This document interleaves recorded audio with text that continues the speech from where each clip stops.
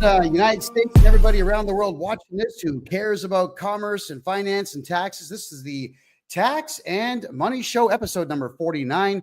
We have a special guest joining us shortly. That would be Rob Anders, the former member of Parliament for 18 years. Yes, this gentleman here is a banking expert, and this is the gentleman that I was working with. I think you all remember last year, Rob Anders and I, we are the ones that got you back your money for an extra 2 years. That's right. The banking, the Canada Federal Bank Charter Act, the Bank Act of Canada, it was going to expire this year on June 30th. And because Rob Anders and I did a series of 5 shows together, and you know me, I got a big mouth. I was telling all of you, do a bank run, get your money out of Canada, move it to Panama, move it to the States, get it gone, get it into crypto, do whatever you got to do.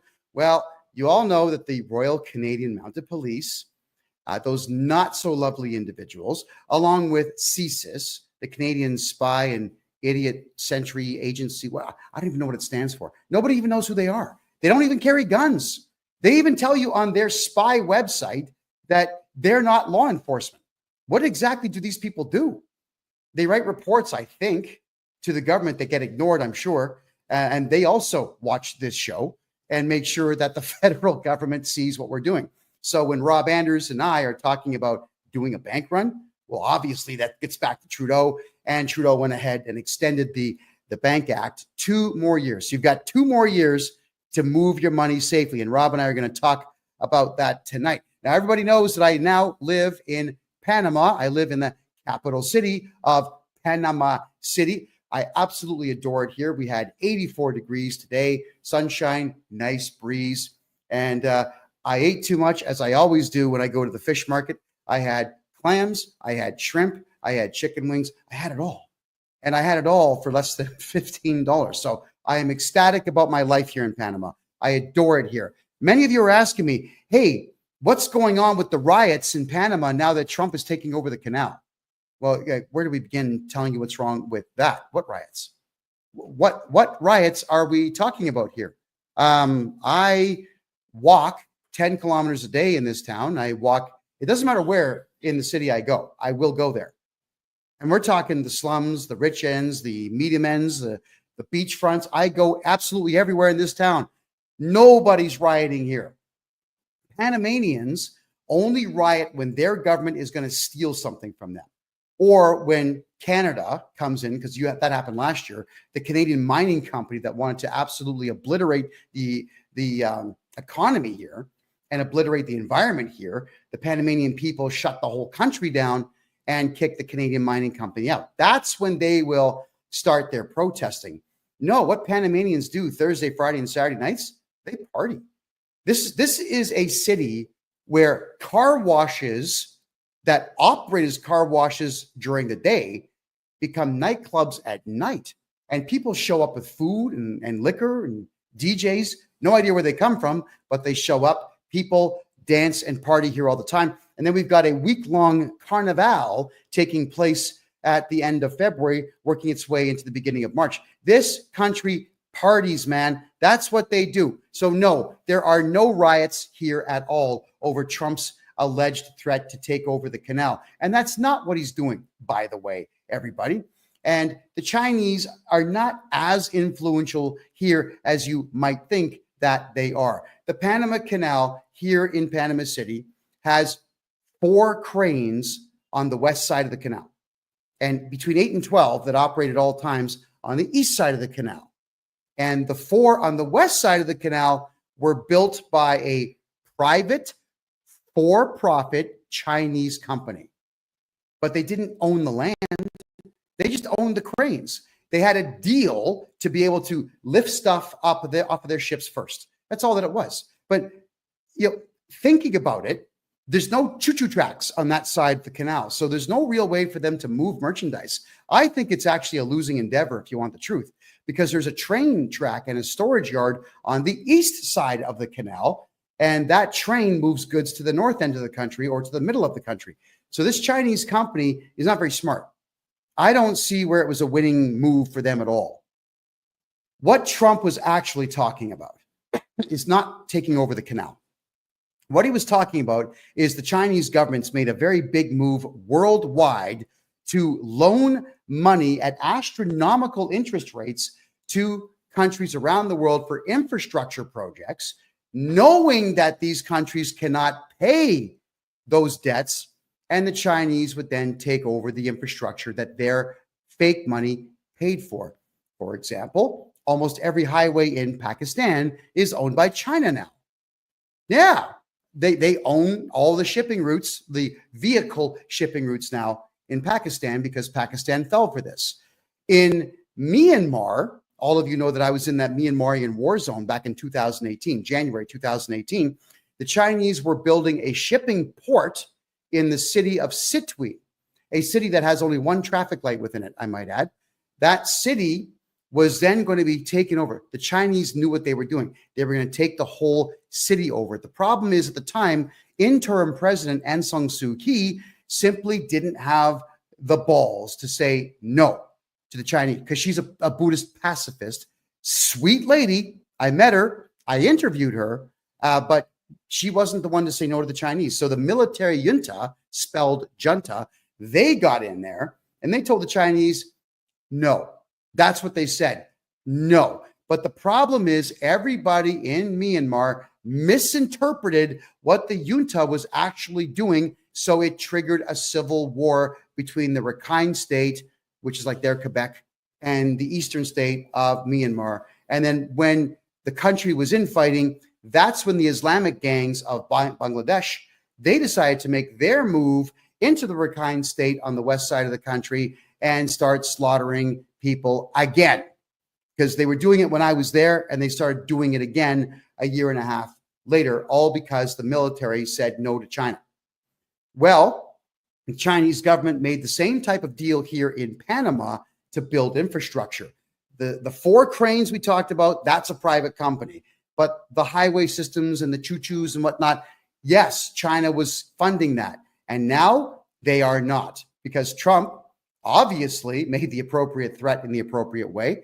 But I don't think it's a threat. I think Trump made a deal. He's a businessman. I think that there's going to be a lot more money now coming into Panama because of this deal, where I'm sure the Americans are going to have to pick up the slack on what the Chinese will no longer be paying for. There's no war coming to Panama.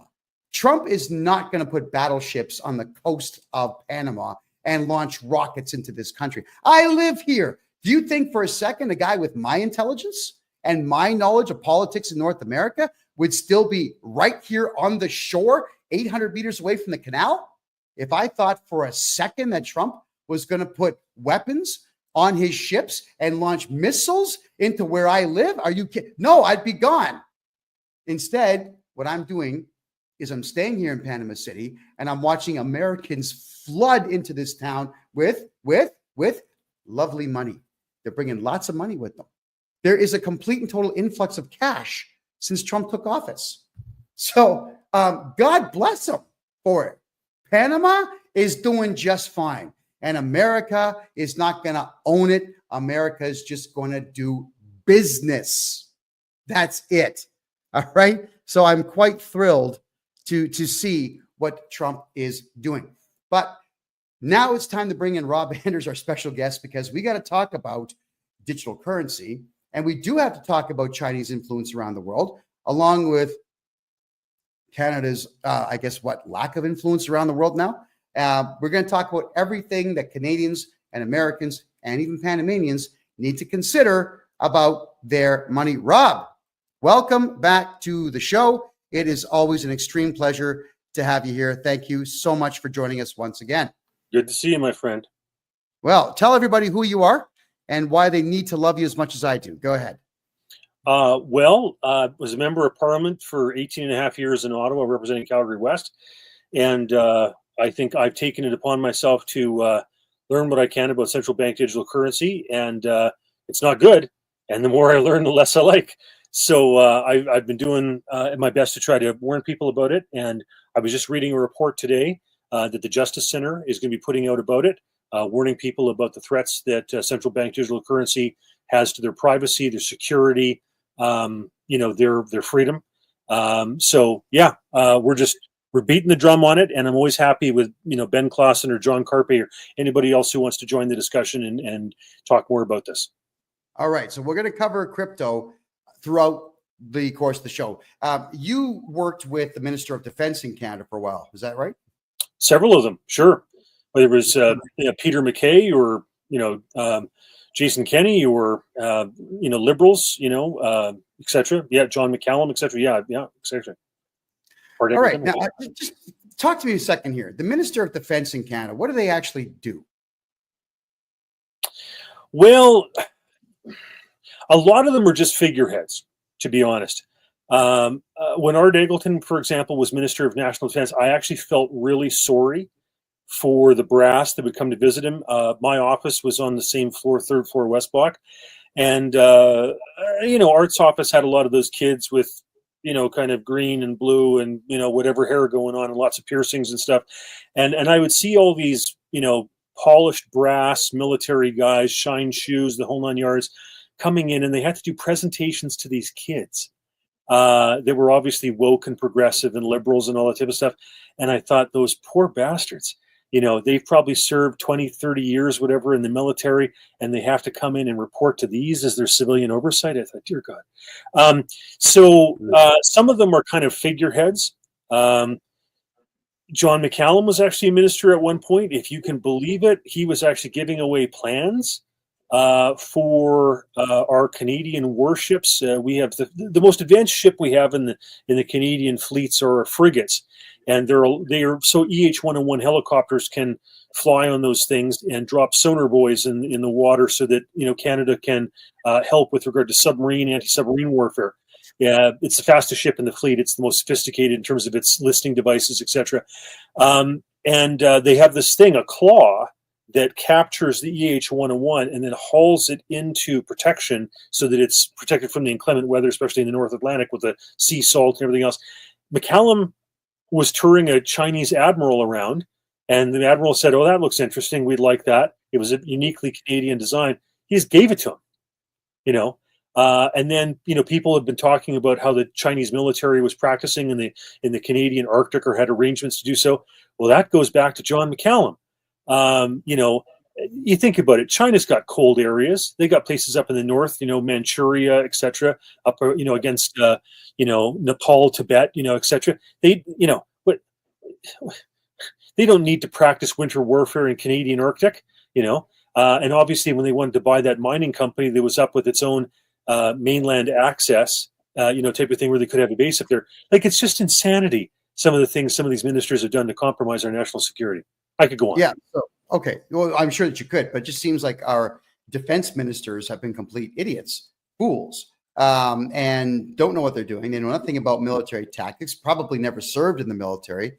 And then to make a deal with the Chinese saying, "Hi, guys, come on over to our harsh climate and our harshly trained soldiers who are there specifically to fight in this weather. We'll teach you how to beat them in the very same weather." Wow. Why would they? Why? The amount of subversion that has gone on in Canada, whether it's with regard to the military, Canadian Border Services Agency, the CRA, etc., with regard to China, politics, you could look at the BC legislature, you could look at the federal politics. It's disgusting the amount of stuff that's going on with that. Yeah. So I'm just wondering, is there maybe any precedent that could be set by making sure that we put somebody with real military experience into that role? Well, that's part of the problem in Canada, is that so few of our elected representatives actually have any military background. Like in the United States, many more members of Congress and the Senate actually have military backgrounds in service, but in Canada, it's sadly lacking. And, I don't even necessarily have to have somebody with a military background, but they have to kind of get it. They have to understand national security. They have to care. Like the guy in McKay's office who was the best, his wife is now retiring as an MPP in Ontario, Lisa MacLeod, was Joe Varner.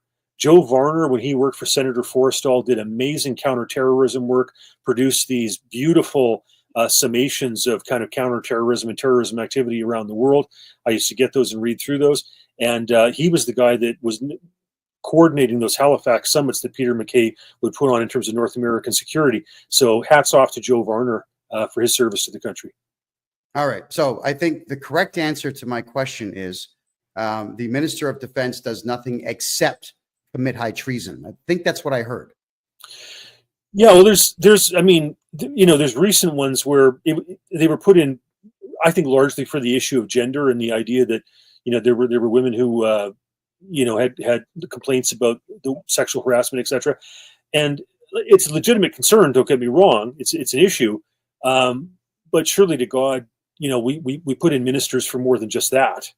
Like the Canadian military or the American military, any military for that matter, should have to deal with more than DEI and gender issues and transitioning and whatever. I mean, if that's the biggest issue, we're in deep trouble. Yeah, and none of that makes money, by the way. So that's the biggest problem. It costs a lot of money. It doesn't make money. All right. So you're somebody who is very seasoned in politics in North America. So I just want to get your take now on the Trump election with him in office. You're also kind of an economist. You're definitely a banking expert. Is this good for North America and I guess the Western Hemisphere in general? Go ahead. Well, okay, so Trump is in a war in a sense with China and BRICS. You've got these countries, whether it's Brazil, Russia, they say India, but I think India is actually hedging out of it. China, South Africa, etc. They're trying to challenge the U.S. dollar. And I'm not saying the U.S. dollar is perfect. They used to have 20,000 tons of gold. Now they're down to 8,000. But it's still the cleanest shirt in the laundry pile. And BRICS is a terrible scenario to go with. I mean, could you possibly trust the Chinese by telling you what they have in terms of gold reserves? And the Russians, of course, are spending most of it in Ukraine, so you can't trust them. And if I'm China, I'm sucking every bit of gold out of Russia for drones and missiles and whatever else I can get out of them. So I'm grateful that the Trump is battling that. My only worry that I have, my concern there, is I would not like to see the United States adopt the Fed now or a central currency, or even to limit the amount of cryptos that are out there so that effectively it becomes a central bank digital currency. So I do worry about that a little bit still. He's certainly better than Kamala Harris and Joe Biden or whatever with regard to that. But that is a worry. Like Europe, for example, I just saw today. I'll be putting out some stuff about this shortly. But the European Union is looking to introduce its own central bank digital currency in October of this year, and that's a terrible, terrible idea. So I'm grateful that there are European politicians, conservatives, nationalists. I imagine the Geert Wilders and the Melonis in Italy and whatever that'll hopefully be fighting that, because it's a terrible situation for Europe to go into. The EU. The euro is already problematic enough. You've got 20 plus countries with 20 plus variables. That's 400 to 500 variables to try to figure out the value of that currency on any given day. Let's face it, Portugal, Italy, Greece, and Spain, they call the pigs in terms of their debt situations. Meloni, at least to her credit, is actually buying up gold to provide a bullion reserve for the Italian situation there. But their banks. But it's bad. And Brexit, Britain's out. Germany is the one holding the bag with the election of the Alternative for Deutschland. They want out. They don't want to be holding the bag and paying the bills for Europe. So the euro is going to be in trouble. And I think what the European central bankers are thinking is that they're going to switch over to some sort of European central bank digital currency. But it's not the right answer. The right answer is to actually look at a fractional reserve and go back to something based on precious metals. Yeah, well, I've often said the same thing, but here's the problem. Going to, I guess, a gold-backed currency is, like you just said, we have no clue how much gold any country really has. I mean, just because Wikipedia says that the Americans have 8,000 to 9,000 tons of gold, does it mean it was reported properly? Was the page vandalized? We don't know. So yeah. Let's just talk Canada, for example. I mean, in the 1960s, we used to have 2,500 tons of gold. If we had just kept it, hadn't added a single ounce, we would now have the third largest gold reserves in the world after the United States and Germany. China used to claim 3,000 tons, but they've sold off a bunch. They have economic troubles, which I'm sure we'll get into. Oh yes. So, so yeah, in Canada, we're still supposed to have a bunch of gold from the Netherlands and Belgium and some of these other countries. Ironically, despite the fact that we sold off all of our gold bullion. So yeah, there's a lot of countries that have unaudited gold reserves. That's an issue for sure. Oh boy. Well, see, it's trust. And I think at this particular point, we've been lied to over this COVID thing for 4 years. It shut down economies all over the world. I'm actually seeing it here too, Rob, is that the office towers here that were full in the year 2019 are all 80% empty now. So if you want to invest in Panama, now's the time. You could buy a whole building for maybe 17, 18 million bucks, turn into high-end condominiums. And, hey, anybody who wants to invest in a hockey rink down here, I can guarantee you it'll make 12 million bucks a year just in public skating and only 12 hours a day. We've done the numbers. There's all kinds of investment opportunities here, folks. But it's sad that all those office towers are sitting there empty. And Panamanians, they're in general, they're very polite people. They're not all out go-getters and say like, buy now, buy now. They don't do that. So they're scratching their heads wondering how it is they can fill these towers. I'm here helping them do that. And of course, you know what happens, Rob, when guys like you and I come down to countries like this to invest, stop exploiting poor people. Hey, are you kidding me? Panama is not a poor country, people. Like that canal alone, Rob, just in the fees for the ships to go through the canal is 4.5 billion bucks a year. All right. That's just opening the locks and letting them through. That's not including the storage and the shipping and the side grease deals that go on. There's money galore coming here. It's not a poor place, people. But at the same time, they don't trust anything here except for the US dollar. Isn't that interesting? Panamanians actually, and Colombians are the same way, and so are the Nicaraguans. They don't trust any form of currency except for the US dollar. The Costa Ricans are the exception. They love Bitcoin, but everybody else wants US. Maybe you could reflect on that. Go ahead. Yeah, well, I'm with Charlie Munger. He's unfortunately deceased and passed away, or Warren Buffett. This is according to them. They said if all the Bitcoin was offered to them for $25, they still wouldn't buy it. And the reason they said that is because they said there's nothing back in it. It's, if you have an electromagnetic pulse, for example, poof, that stuff's gone. So, I understand, that in Holland centuries ago, people got really excited about tulips, and there was a tulip bubble. And I accept that, once upon a time, salt, was used to preserve meat. And so the word salary comes from salt, right?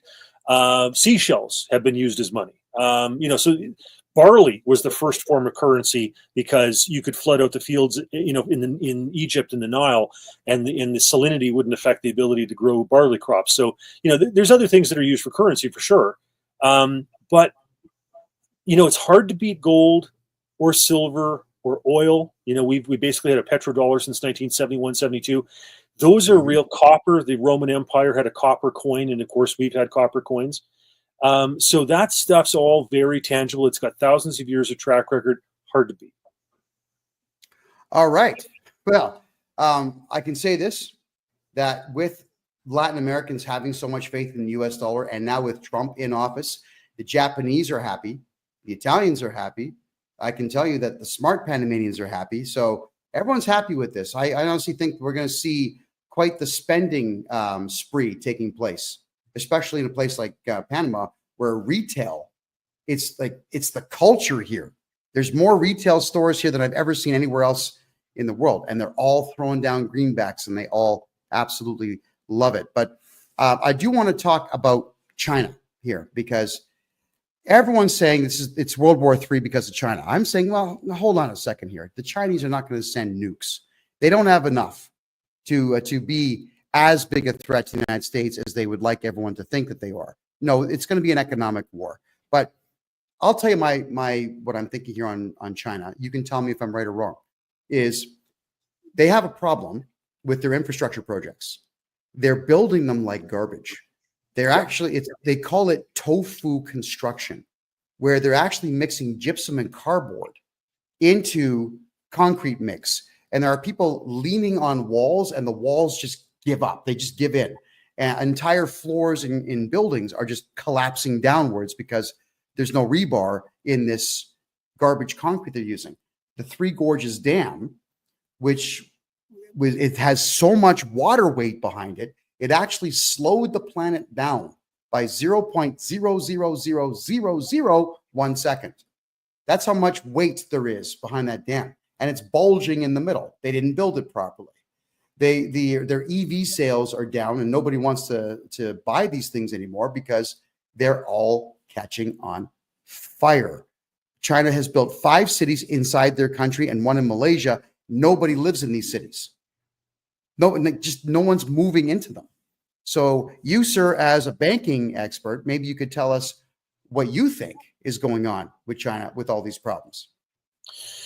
Yeah, well, some very tangible things. First off, rioting. China has an incredibly repressive system, but people can't get their money out of the banks, right? So that's a huge hallmark of economic problems. One of the ways that you can figure out just how bad central bank digital currency is and all the manipulation behind it and everything else, just look at the Chinese digital yuan. It is by far the most advanced, comprehensively used domestically, central bank digital currency. And what you look at there is the Chinese would rather have a home in Shaughnessy in Vancouver sprouting up weeds than they would have their money in a bank in China, because they can't trust their government. It'll expire. Literally, if you complain about the government, you can't travel, get a bus ticket, a train ticket, a plane ticket. They can seize your pet, for God's sakes, if you're not, complying with their social credit stuff. So it's insanity. So people are desperate to get their money out of that system. And yeah, the corruption in China probably beats the corruption in Russia, and that says a lot. And so, traditionally, the reason that the Han rose, that the reason that the Chinese culture rose, was because they had to deal with the flooding of their various, Yangtze and Yellow Rivers and everything else. Arnold Toynbee talks about this in terms of the study of history. And so that's what forces the Han to really kind of rise above, because they have to deal with this flooding issue. Well, if the Three Gorges Dam goes, and it's looking like it will, that is a massive economic, political, everything catastrophe, humanitarian, whatever for China, and it'll set them back tremendously, no doubt about it. Well, certainly. All right, now they're also spending a ton of dough in China on building islands in the South China Sea because of the 200 nautical mile distance. You own the ocean 200 nautical miles off of the coast of your country. It's difficult to judge when countries overlap. But Chinese are out there building islands, declaring them Chinese territory, and now that 200-mile radius expands, and it goes right into Taiwan's and the Philippines and Vietnam's water space. So they're putting money into this, and while they're doing this, they're building buildings that fall apart, and they're building towns that are sinking into these inexplicable sinkholes. What could they possibly do to actually be part of the world economy now that Trump has made the deal to get them out of Panama, and the rest of the world is realizing the Chinese stuff sucks? I mean, let me hear it. Well, once upon a time, China had the benefit of having some of the lowest wages in the world. But now Mexico is actually cheaper than China wage-wise. So tons of companies that have gone over to China and have been screwed with in terms of copyright, trademark. You think of pharmaceutical companies like Bayer, et cetera, going over there, hoping that they were going to get a good deal on labor, and knowing that they only had like one official to bribe, as opposed to India, where there were multiple things, because it's kind of a more diffuse culture and more reliable energy or whatever. But the problem is that the labor costs have gone up, and you got to ship it across a whole ocean. So if you can, set up a deal where you're manufacturing whatever it is in Mexico, you have far greater proximity to the United States and just broader North American market. China's got troubles. China's got problems for sure. Whether it's just massive corruption. One of the biggest problems, obviously, is just the Chinese Communist Party. I mean, that desperate structure trying to hold on to power that watched as Nicolae Ceausescu was literally strung up in 1989 when the wall came down. They're desperately trying to hold on, and it's holding them back. It's almost a feudalistic type of structure economically, where unless you have connections to the Chinese Communist Party, you don't flourish. Right. I could tell stories about the stuff that I saw when I was in, Dubai, for example. With Chinese goods that were being sold over there that told you very clearly where they stood in terms of supporting terrorism and that type of thing. They've got troubles for sure. Okay, so do we just sit back and watch them implode, or do we have to worry about the fact that there might be some type of conventional or tactical nuclear war between the two? What are your thoughts? Well, China, it kind of vacillates between overly emotional and very, very long-term thinking. So one does have to give credit, because Asian culture generally thinks over very long periods of time. They can be more forward-thinking about that, and they don't have to worry about elections. They don't have them, right? So they can just implement their 5-year plans or whatever and, go thumping along. But there are times when they get overly emotional with regard to how they're going to deal with something. And that's where they differ somewhat from the Russians, because the Russians are, much more a chess playing, kind of longer term, longer thinking, less of a short fuse culture generally. I think that China will.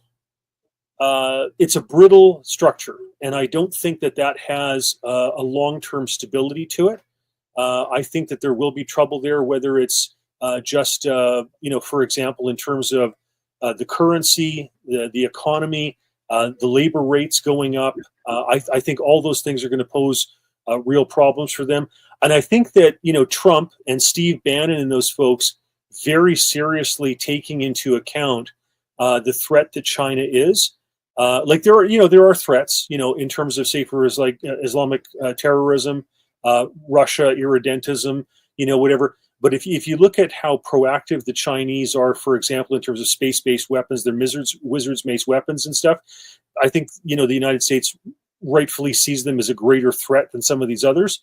And at least Steve Bannon and other people, like some of their naval intelligence people, understand that. And if Trump takes action on that, and maybe even deprives them of, say, for example, favored nation status in terms of trade, that's going to be a serious problem for the Chinese. Well, if America just stopped letting Chinese ships dock in their ports and stopped allowing Chinese goods to be sold, I think that would absolutely crush them. The Americans are the number one consumers on the planet. I mean, the best part about Americans, and God bless you Americans for this, I love you for it, is if you like something or someone, you break out the cash and you just dole it out. You'll get more of it. Very much opposite the way Canada functions, which is why I'm not in Canada anymore, people. I just couldn't stand the idea that I'm a public figure in Canada for 8 years now, and you don't make money there, like nothing, right? So America has that. And if you're able to break into the US market, you will be wealthy, just because they've got 370 million plus people in a consumerist economy and culture. Do you think that Trump is going to stop their ships from going to port? Is this something that he's considering? Well, I think it makes sense to try to repatriate a lot of American jobs or businesses from China back to the United States, or even to a surrogate, in a sense, like cheaper labor in Mexico, because the violations that the Chinese do in terms of copyright and trademark are just ridiculous. What's common over there is they'll bring a business in, promise them cheap labor, access to, seaports, cheap electricity, etc., whatever. The business will set up. They'll very craftily set it up so that, the managers are actually Chinese, and that you're not allowed to export any profits. And then businesses have to be very slick about how they, say, for example, take a part that is overvalued and export it so that they can take the money out, in a sense, through goods rather than cash. And then the Chinese eventually just go ahead and steal the trademark and the copyrights and whatever patents, and then just start producing stuff across the street which is undermining, these various things that might have a technological or pharmaceutical or whatever edge. So I think that'll come back to burn them. I think a lot of these companies will have seen that, they went over there dreaming that they were going to have access to this billion-person market, and it turns out that's not really what happened. I think the country that understands that the best is actually Taiwan, because Taiwan has long time romantically thought of itself as the real China, and they thought that by using their money and their smarts and their advantage with regard to, say, for example, microchips, they were going to be able to, in a sense, invert and overthrow Chinese communism to make it more like them. And instead, they just watched their money disappear over there, and their own security be eroded, subverted by the mainland Chinese. So if you want to learn from anybody about how that doesn't work in terms of this billion-person market, it's the Taiwanese. They could write books about this stuff. It's funny that you say that, because we used to crack jokes when I was a kid, back in grade 2, grade 3. We're talking the mid-1970s, that every time you saw some kind of junky toy or some novelty, it was always made in Taiwan, always. Right. And, we as kids, we didn't know where that was, didn't know what it meant. And we would listen to my father, my uncle, whatnot. The damn Taiwanese, because nobody knew. But I'm thinking back to my son contacts me saying, "Hey, Pops, I found all kinds of your old toys from the 70s. I said, "Oh yeah, where was it made?" "Taiwan." And I said, "Show them to me." I'm thinking that's all the highest quality stuff I had. They used to make dynamite stuff back then. So I guess you're right. The Taiwanese tried to sell their products to the Chinese, but the communist government doesn't allow free enterprise. And the Chinese government's building junk all over the country in the way of infrastructure that crumbles. And they are repressing the people something fierce, to the point now where you're not allowed to be rich for a long period of time. It's a new trend they've got going on. The Chinese will say that if you're famous, you're only allowed to be famous for a short time, and then they'll just remove you. They'll kill all your social media and remove you from the spotlight by force. There's no free market enterprise there at all. So this Xi Jinping guy, who's in charge of the country, who's got this massively weak ego. When you call him Winnie the Pooh and he lost his mind, he banned Disney movies in his country because people called him Winnie the Pooh. This is the guy that's in charge of your country. So where could the country possibly go with this? Yeah, well, these dictatorships are always so brittle, right? So you've got this control freak, and you can't. How do you have, whether it's 1.3 or 700 million or whatever statistic the Chinese are pushing out there these days? You can't have that large an economy that's all dictated and run by one man. Like it's insanity. And Russia's facing the same type of scenario, right? Like it's a terrible design. Right. And so, yeah, that will not go well. Like that's not going to end well. It's a brittle system. And when these dictators die, there's always a power struggle. And so that's going to be ugly, both in Russia's case and in China's case. It's probably good for Ukraine. Like if Putin was to kick the bucket tomorrow, all of a sudden there'd be a power struggle in Russia, and they would be so internally focused that they probably couldn't, tie their shoelaces together with regard to what they're doing in Ukraine, and that would probably end that. So, good for Ukraine if Putin kicks off. But yeah, both those countries. And here's a problem for us: is if you have a Russian banking crisis, a Chinese banking crisis, which they're both well set up for. People demanding, to get their money out of the Chinese banks, the digital yuan not doing very well, causing problems. The Russian economy, the ruble crashing below a penny American type of thing and keeping going south. If those credit systems fail, the worry is, will it cause a ripple effect across the rest of the banking system? That's a problem. Well, how far do you think that ripple would go if the Chinese one doesn't do well or the banks crash? What happens to the rest of the world's banking? Well, okay, so let's look at this. Let me talk about currency and monetary policy just for a second. Sure. About that. So here's a problem, folks. There's inflation. And if the governments actually go ahead, the central banks actually go ahead and raise interest rates, they kill themselves. Like you can raise interest rates for a month, maybe 2 months, but you probably can't keep it going for 3, because if you do, it kills your ability to refinance your own debt, makes it too expensive, and bankrupts the country. Problem. So all you can really do is raise interest rates for a month or two and then bring them back down so that the refinancing of your own debt doesn't strangle you. Now, if there's an economic downturn, China, Russia, our economy, okay, normally what you do, Keynesian economics, etc., whatever, you cut interest rates to stimulate spending. Problem is, if you cut the interest rates, nobody buys the bonds and the treasury bills. So they already have a problem, both in the United States and other countries. The governments are buying their own debt instruments because right now the markets aren't fully taking them up. Normally, what should happen is the brokers go, oh my gosh, the treasury bills haven't been bought. Problems, panic. But instead, the governments step in to buy their own debt instruments. It's insanity. So in that case, they don't have the power to cut interest rates. So you can't raise interest rates like Paul Volcker did when he was chairman of the Federal Reserve in the United States to fight inflation. And you can't substantially cut rates because nobody's going to buy the debt instruments. So the only option you have is to go ahead and deflate the currency, is to go ahead and or inflate, depending on how you look at it. And so as a result, all you do is print money. And when the United States pulled off the gold reserve in 1971, up until 1980, in that decade, the purchasing power of the U.S. dollar shrunk by 75%. So what you could buy in it basically went down to a quarter, right? So the value of your dollar in 1971 was value of what you could buy for a quarter in 1980.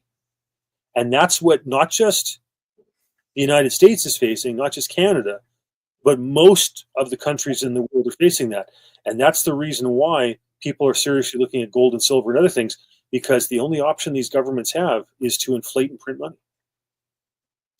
Yeah, okay. And we've seen jihadi Justin Trudeau do that. How could Canada, which it had a surplus of $10 billion when Harper left office and Trudeau came into office, and with a country of 40 million people where 11 million are not working because they're unskilled foreigners that just showed up with nothing and they've been given everything, how could you possibly pay that debt? So the Canadian government, like many governments, is just printing cash. You know, Rob, what's terrifying about that is after World War I, I've seen all the archive photographs where children would break into banks and grab all the cash that was in there, not to spend it because it had no value, but to make forts out of it, to play with it like it's Lego. There's look it up for yourselves, everybody who's watching right now. Just jump on Google and look up German children playing with Deutschmarks as toys, because it was a million marks had a penny value by the time the war was done, because they just kept printing it. The Canadian dollar is doing the same thing. So now let's talk about Trump versus Canada here. There's so much Canadian money floating around the world, not inside the Canadian economy.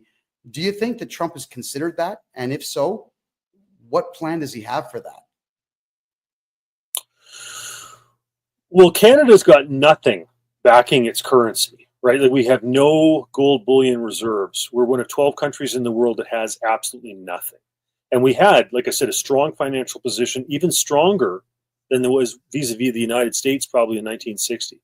Canada used to have a free banking system from 1817 to 1914. We were the best banking systems in the world, but now we're in serious trouble. So, there's been this, threat of tariffs, which really was because Trump wanted us to fix our border security issues, et cetera, blah, blah, blah. But, if he just pulled a Millet, and if he cut stupid spending in the United States and got rid of woke progressive programs, what would happen is money would flood into the United States, including Canadian money, a lot of it. And our dollar would slump.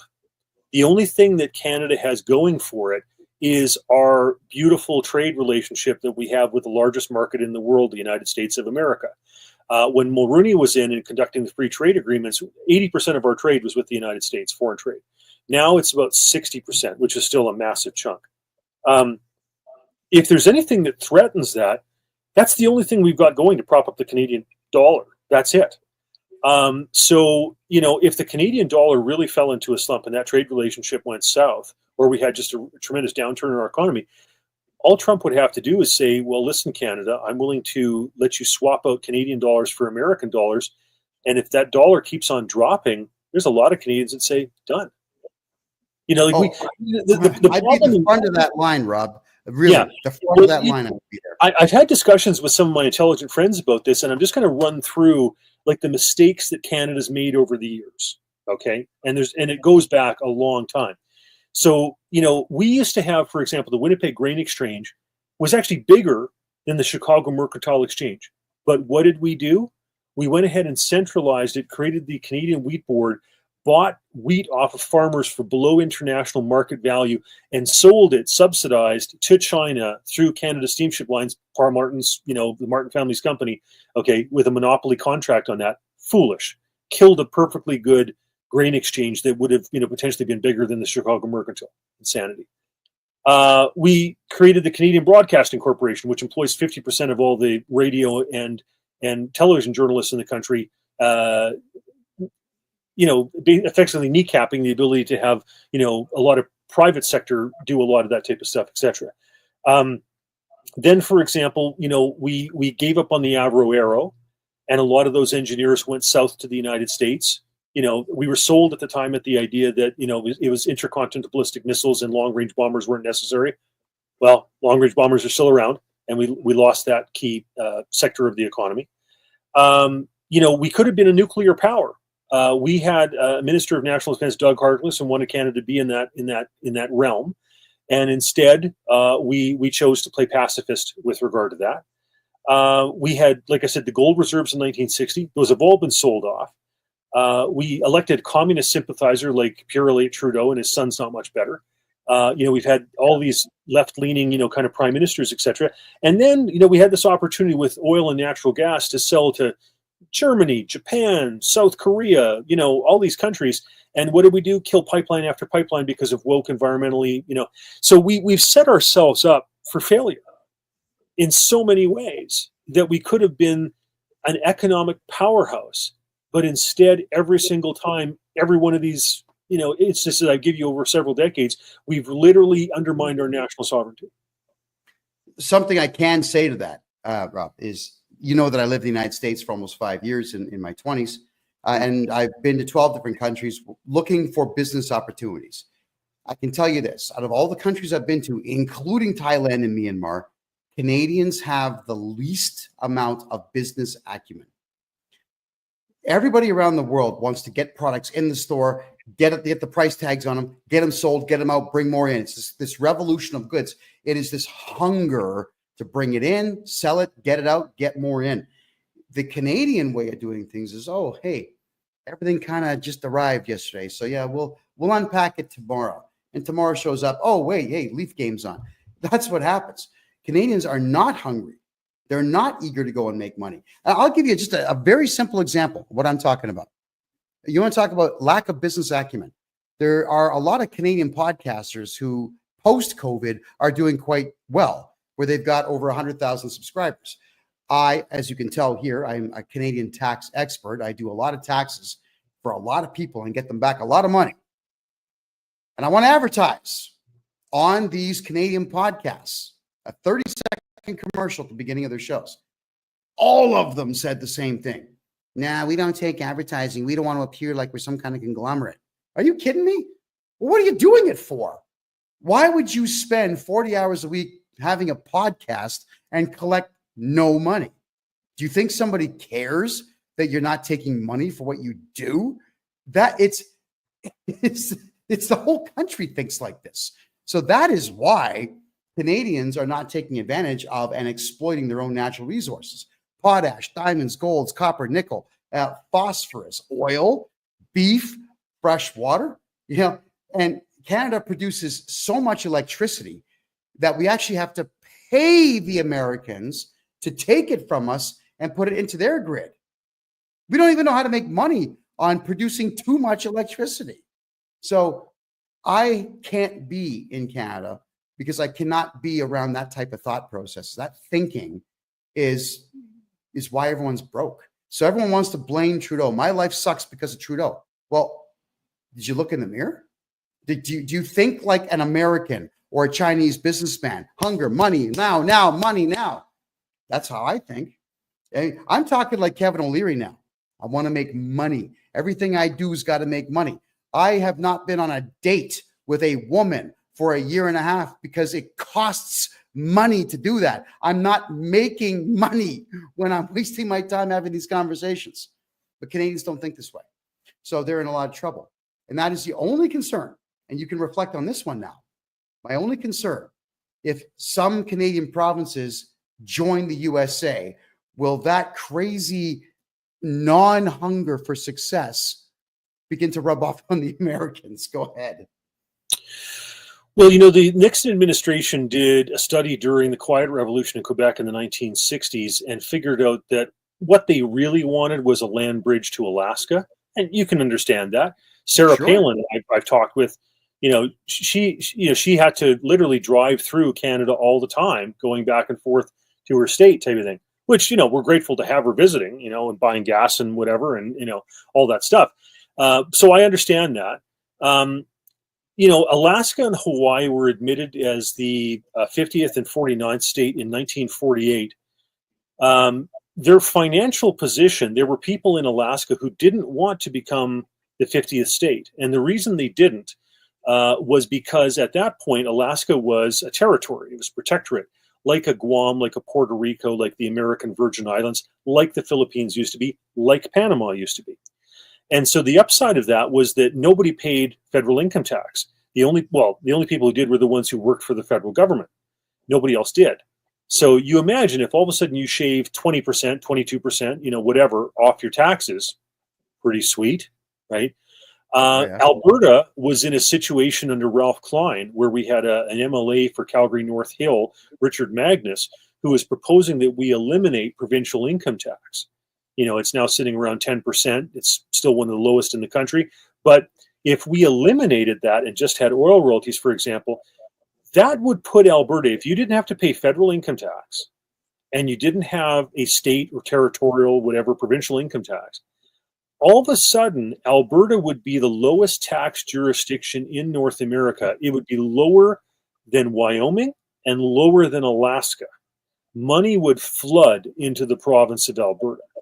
So, there's a lot to be said for that because Albertans overpay in terms of equalization, billions and billions of dollars. We're owed by the federal government hundreds of billions of dollars in terms of our overpayments for Canada Pension Plan and everything else.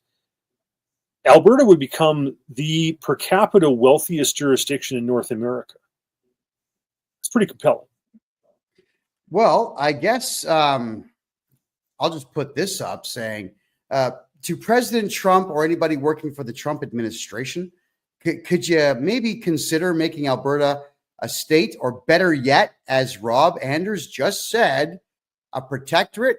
Because Alberta is a beautiful province and should not be part of Canada any longer. There's no reason for it to do so.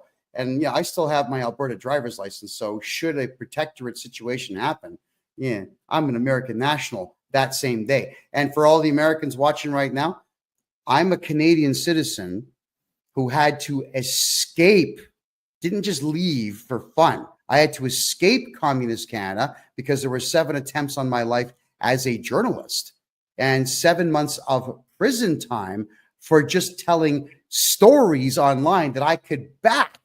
Rob, I did prison time for telling people don't take COVID vaccines. And now the same province, which was Alberta, that locked me up for that, has just come out and said, everybody, there was no COVID. Like the province admits this now. So, I'm just saying that for the Americans who are watching, Canada is pretty bad, especially the provinces of Ontario and Quebec. And if the Trump administration is watching, I would very much love to be an American national because that day I would turn over my Canadian passport and say goodbye forever. There's no reason to be in Canada at all as a Canadian citizen with ambition and drive. And I think there's a lot of Canadians out there who share that sentiment. When you have drive and ambition in a communist country, they'll crush you.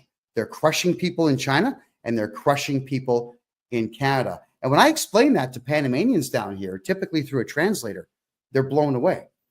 They actually say, I want to go to Canada because Canada says there's there's gold on the streets, saying, no, there's death on the streets. That's about it. Your thoughts? Yeah, well, Bjorn Borg left Sweden because the taxes were too high.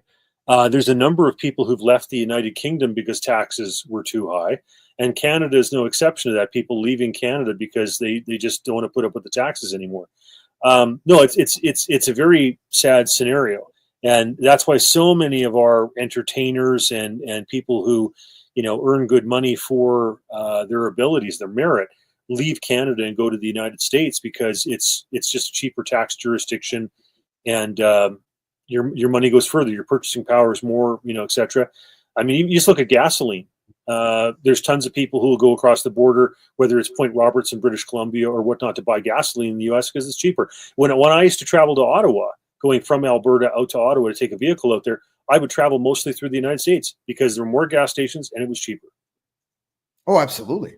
There's a lot of Canadian border towns where people go to the United States Costco's and do all their shopping there, and they'll stay overnight. It's cheaper to go to the United States, get a motel, stay overnight with your wife or significant other, shop the next day, and go home. Because if it's 24 hours or more, there's no taxes on the groceries you're bringing back in. Right. I was born in Winnipeg, Manitoba. I have relatives in Winnipeg who do exactly that. Go down to Fargo and buy stuff and come back, and it saves them money.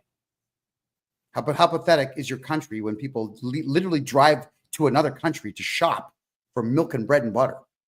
That's pathetic. Yes, I mean, look at the price of cheese. Max Bernier was addressing this, for example, during his leadership bid. He was talking about supply management. I remember one time I was in a cheese factory in Ontario. I think it's London, Ontario. It was during the Perth Middlesex by-election. And we put on the little, hats to make sure your hair didn't get anything. And I was asking the guys, I said, so what would happen if we actually had got rid of supply management and allowed American cheese up here? And he said 90% of the Canadian cheese manufacturing would go under because it's been so cross-subsidized with supply management that most of the companies couldn't compete. It's just sad. Like we've literally kind of grown up on a lot of kind of interventionist, subversive socialism. And Alberta, we've been subsidizing socialism across the rest of the country. Quebec daycare is because of the equalization payments that we pay out. The Canada Pension Plan, if Alberta wasn't contributing, we over-contribute by $3 billion a year. We over-contribute to employment insurance by about $300 million a year. We have been subsidizing these social programs and this socialism across the rest of the country, and we were just drunk on oil money and allowing it to happen. I remember Bloc Québécois MPs, when I was first elected in the 1990s, saying, why do you guys put up with this? Quebec does our own thing, and we're not even as economically viable as you are. Why do you do it? They were right. We've been subsidizing the rest of the country with ridiculous social programs and whatever for decades.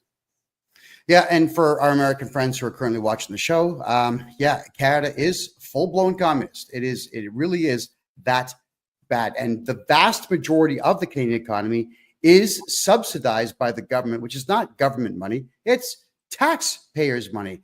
To the point now, America, if you're planning on moving to Canada, I wouldn't do it. I'll tell you why. It's because your tax bill will be up to 73% of everything you make by the time you're paying your income tax, your Canada Pension Plan, employment insurance, provincial income tax. You got regional taxes in some cases. Now you've got property tax, you've got entertainment tax, liquor tax, you've got fuel tax. There is tax on tax. And if you're in the province of Quebec, whatever you buy anywhere in that province, Rob, it's crazy. You buy something in the province of Quebec, the federal government puts 5% tax on that. And then the Quebec government puts tax on top of that taxed number. Nobody can survive. Now, we did income taxes for 605 people last year in Canada. Now, half of that was corporate. And as soon as I put these corporations into a plan, an actual tax-free plan, I can get Canadians to never pay tax again legally. The second that we did that, they all got profitable within 3 months. All of them, completely and totally above board, not just surviving, but actually making money and putting it in the bank. 3 months of no tax. That's how much tax there is in Canada. So I remember one time I was at a kind of a Austrian school economics, Ludwig von Mises kind of institute situation we had here in Calgary, a luncheon. And there was one of the Johnston brothers presented this, and he said, in ancient Rome, when they were trying to crush Carthage, they imposed the heaviest level of taxes in the ancient world, from which they thought Carthage could never possibly recover, and that was 10%. And you think how high taxes are in Canada compared to 10%. Alberta has the lowest income tax in Canada at 10%. I think that we should have some sort of constitutional amendment where there can be no tax above 10%. Because if it's good enough for God, it's good enough for government. No. Yeah, 10% is considerably better, but it doesn't change the fact that in the province of Alberta, Rob, you and I had a good laugh about this. I moved to the city of Calgary from Toronto, and I did that in February of 2021. Now, I shouldn't eat Doritos, but come on, man. The guacamole ones, they're the best. All right. A bag of Doritos, the big bags, those big bags of Doritos at the time were $2.99. Now, by the time I left Calgary in November of 2023, that's just 2.5 years later, the same bag of Doritos is $10. A roasted chicken is between $25 and $35, one. And I am buying 5-pound chickens here for roasting at $2.80 a piece in Panama. A whole chicken, not just a little chicken breast thing that's sitting in a roaster. So, yeah, Alberta might have low taxes compared to the rest of the country, but the food prices are ridiculous. And it's all artificial. There's no reason for it to be that high. So here's a question I've got for you in reference to high prices. When you look at a house in Toronto or Vancouver, they're garbage. They're built like crap. But they're $1.5 to $2.5 million for a 2,000 square foot house. But compare that to Houston or Dallas or Austin or even the Tampa Bay area, same house is $250,000. Now, you and I both know that the entire housing market in Canada is inflated deliberately through money laundering. And the theory is that if money laundering was actually made a properly illegal thing in Canada, the entire housing market would tank, and so would the food market. Could I get your commentary on that, please? Yeah, it's been commented on by a lot of people other than myself that our real estate market is ridiculously inflated. You know, the U.S. had a big correction in 2007, 2008 with Freddie Mae, Fannie Mac, and AIG and what have you. And I'll tell you what went on. We had Canadian mortgage companies, banks that were terribly exposed to the subprime crisis in the United States and Mexico, for that matter. And what happened was Mark Carney, along with Stephen Harper as Prime Minister, Mark Carney is Governor of the Bank of Canada, went ahead and took the worst aspects of the Canadian chartered banks' mortgage debts and had them purchased by 3 different entities. It was the U.S. Federal Reserve to some extent, because some of them were American mortgages. Some of them were by Canadian Mortgage and Housing Corporation, and some of them by the Bank of Canada. We would have had bank failures in Canada, but this was all done under the radar. And then when the market settled down, they were, retransferred type of thing. But the Canadian banking system survived the subprime crisis in the U.S. because of that kind of under, the radar subterfuge. The correction that happened in 2007, 2008 in the United States has still not happened in Canada, and that there's a shoe that is waiting to drop. So imagine, this is one I've actually been thinking about here. Imagine Donald Trump, who actually is entirely fed up with the entire Canadian government, all of it. Imagine he finds a way to stop money laundering in Canada. How quickly would the housing market crash in the entire country? Well, the 2 biggest ones obviously are Toronto and Vancouver. Vancouver, like I said, it's all that Chinese money that is desperately looking to get out from the crazy scenarios of central bank digital currency, digital yuan in China. We would have a major correction. The U.S. probably had, a 30% correction in 2007, 2008. The Canadians, we skated through that. Would the correction be even bigger? Would it be 35, 40%? I'm not sure. Well, I can say a lot of people are going to lose a lot of money. Yeah. A lot of people are going to lose a lot of. And one of the things, and that's what I tell people, that have 100,000, 200,000, 600,000, whatever it is, in GICs, treasury bills, bonds, bank, debt instruments, whatever. Watch out. I saw people come into my constituency office back in like 2007, just before it all went down. And they were facing bail-ins where they were losing this stuff because of the fine print, okay, with regard to bail-in contracts on this stuff. And they were money just pixie dust, eliminating. And I worry for a lot of people in Canada. They don't understand how compromised the system is. It's not a bail-in. It's now a bail. It's now a bail-in. It's not a bailout. It's a bail-in. So in order for those banks to save themselves, they're going to take those depositors' money and solidify their own equity type of thing. And the depositors are the ones who are going to lose out when they read the fine print. And so there's a real storm coming. There's a reason why Warren Buffett has pulled as much money out of the market as he has. He realizes there's a correction coming. Oh boy. So Canadians who have money in the bank, and the money is at the second lowest it's ever been. The Canadian dollar sucks right now. Oh God, it sucks. What are the chances it could crash before the Bank Act expires in 2.5 years? Any idea? Well, I think what that's predicated on, and I've said this, just previously tonight, if the Chinese have a dam break, if the Russians have an economic collapse, it's going to cause ripple effects throughout the Forex exchanges. The euro is precarious. They're living on borrowed time. Portugal, Italy, Greece, Spain, the massive debts. Britain's pulling out of it because they don't want to hold the bag. Germany, Frankfurt, the bankers in Frankfurt are pulling out because they don't want to hold the bag. The euro, in my prediction, will collapse. Margaret Thatcher was exactly right back in the 1980s when she said that the European common market made sense because you could buy Czech crystal or British cod or German steel more cheaply because it wasn't paying tariffs to those various countries. That made sense. But the lack of controls and the idea of a European common currency didn't make sense. She was right in the 1980s. She's just as right now. And that will collapse. I just wish I knew exactly when, because you could buy puts and make a fortune. All right. So we should probably have a financial advice show coming soon. What to buy to avoid the crash. That's not a bad idea.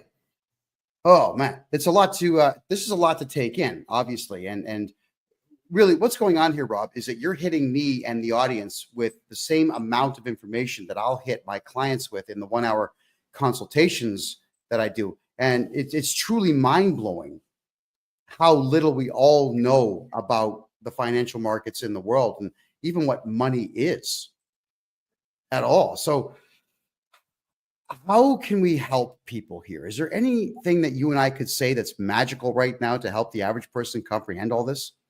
Yeah, well, I'll take some of the stuff out of the report that I read today from Justice Center, right? Use cash, keep it alive. Because, if you get to a situation where banks don't want to distribute or stores don't want to let you pay in cash, that's a big problem, folks. As well, you can't get around precious metals. Brett Oland and I have talked about this. He gets it. He's one of the adults in the room with regard to this stuff at Bow Valley Credit Union in Alberta. Alberta should actually have its financial institutions commit to 1% of their assets in gold, silver, maybe copper, oil in Alberta's case, etc., because it's real, it's tangible. Right now, it's based on nothing, folks. There's nothing backing it at all. And if the Canadian dollar continues to drop, it's a disaster waiting to happen. So it's hard to get around precious metals. Weimar Republic Germany, when they started to inflate money, which I said before is the situation all the central banks are in. They can't raise interest rates really to correct inflation. They can only do it in a posturing kind of way because they'll bankrupt themselves. They can't cut the rates because people won't buy their debt instruments. So all they can do is inflate. And that's kind of the Weimar Republic situation they were in, after World War I. So what did they do? They were actually breaking up gold and silver chains so they could buy bread. Little links of gold and silver were what they were using as real currency. So it's hard to get around that, folks. Even the Soviet Union, when they tried to get rid of cash, when they nationalized the banks with the Gazbank in 1917, I have an example here. This is what a Russian silver, a Soviet kopeck looks like. They had to revert to this in 1921 because they had 1/13 of the Russian population, 10 million people starving to death. Okay. And in 1923, they had to revert to gold because nobody trusted the Russian banking system. That's how bad it was. That's what it comes down to, folks. That's where it goes. Okay. Rob, we got folks on Kick here and on TikTok who can't see you. They can only hear you. Could you just remind everybody who you are, please? Go ahead. Sure. Rob Anders. I was a member of Parliament for 18 and a half years in Ottawa, represented the riding of Calgary West.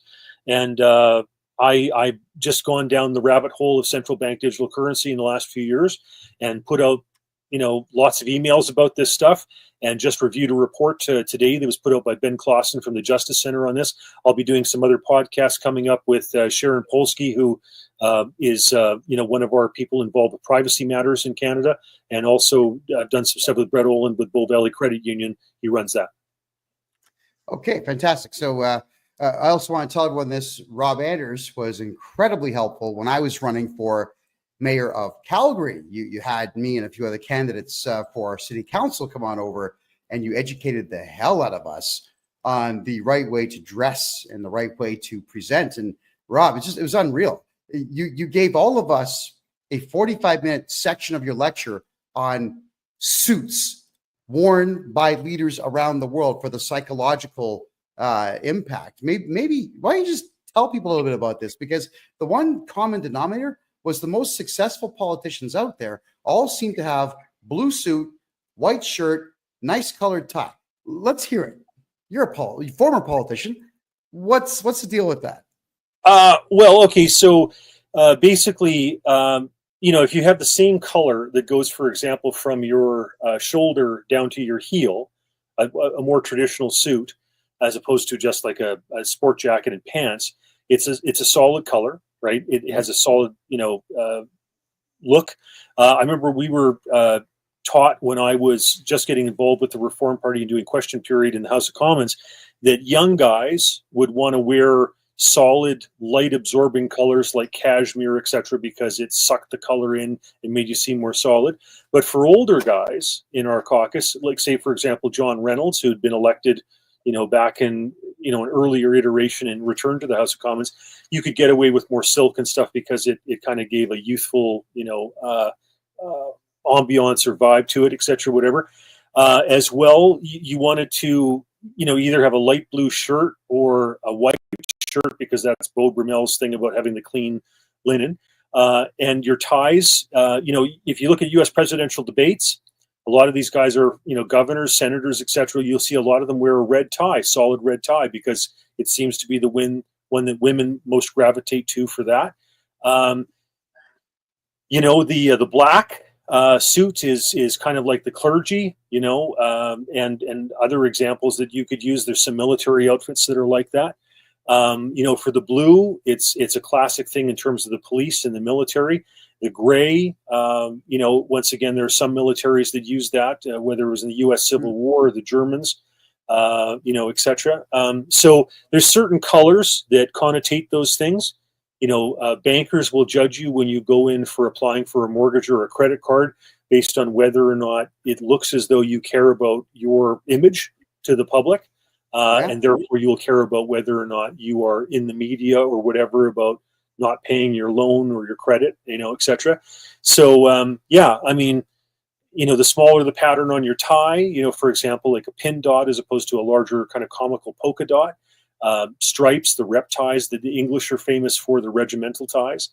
All these things factor into the image that people see of a politician or a banker or what have you.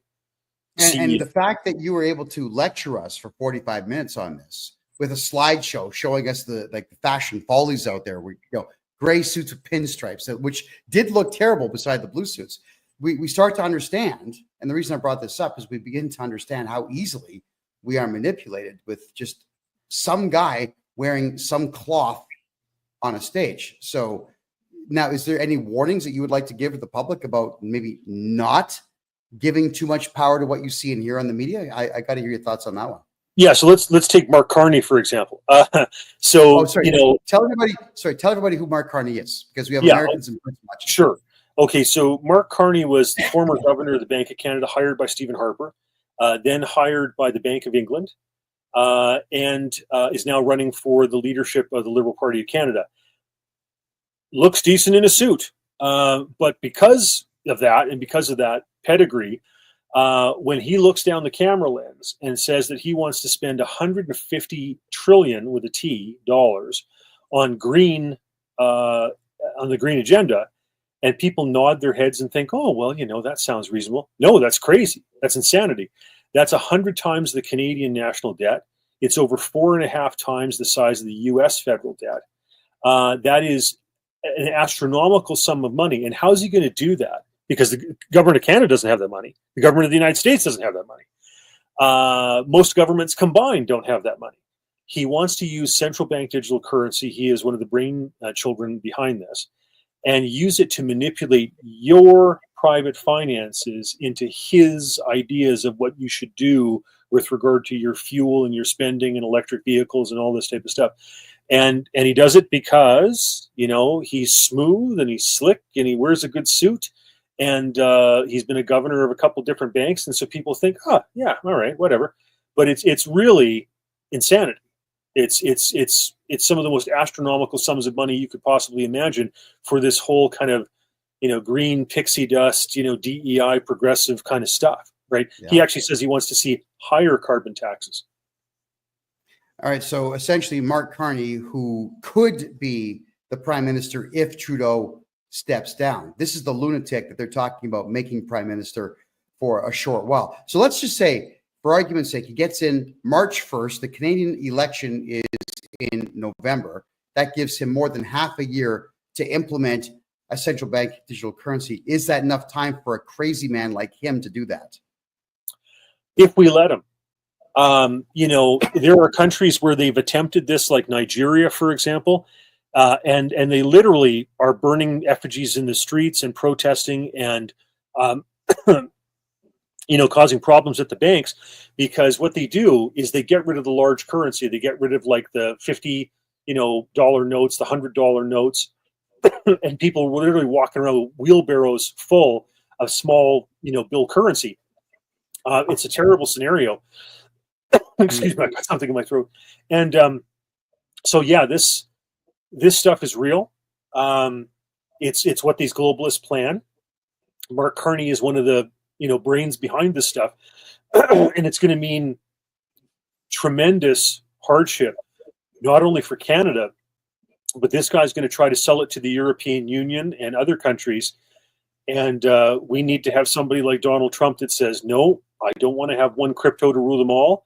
I don't want central bank digital currency. I don't want to go down this route. See, like China loves this stuff because they know that people want to get their money out of the country. So if you don't have cash and it's merely an agreement between the various central bankers over what the exchange rate is, then it's impossible to go to a cab driver in Shanghai or something and do a different exchange rate than what the government offers. Like that's the thing when you go to like Havana in Cuba, or you go to Venezuela and Caracas.